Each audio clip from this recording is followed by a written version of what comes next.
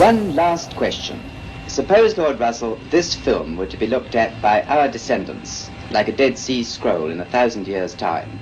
What would you think it's worth telling that generation about the life you've lived and the lessons you've learned from it? I should like to say two things. One intellectual and one moral. The intellectual thing I should want to say to them is this. When you are studying any matter or considering any philosophy, ask yourself only what are the facts and what is the truth that the facts bear out. Never let yourself be diverted either by what you would wish to believe or by what you think would have beneficent social effects if it were believed. But look only and solely at what are the facts. That is the intellectual thing that I should wish to say. The moral thing I should wish to say to them is very simple. I should say, love is wise, hatred is foolish. In this world, which is getting more and more closely interconnected, we have to learn to tolerate each other.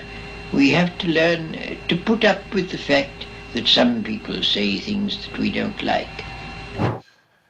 Now, this video is priceless. I have never seen a film of Bertrand Russell before, and to hear him speak is just the paragon of the British philosopher. It is so charming.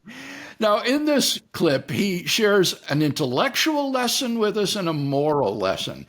And I think we can all resonate with his intellectual lesson, namely to pursue truth objectively and not to be swayed by our own prejudices and biases.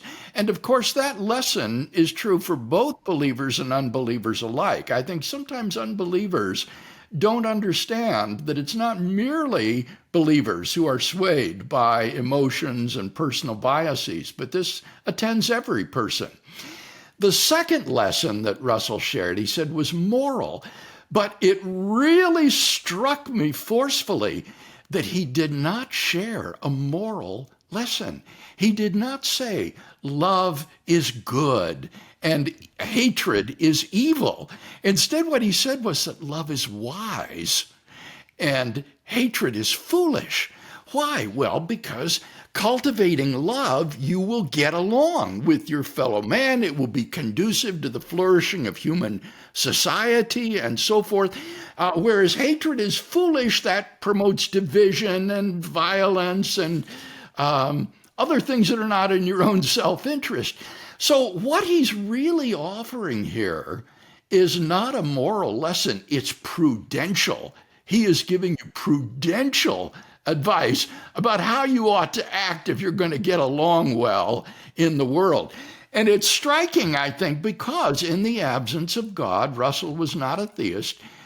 He recognized there are no objective moral values and duties. Love is not a good. You do not have an obligation to love your neighbor, and hatred is not evil, and there's nothing wrong with hating each other. It's just not wise.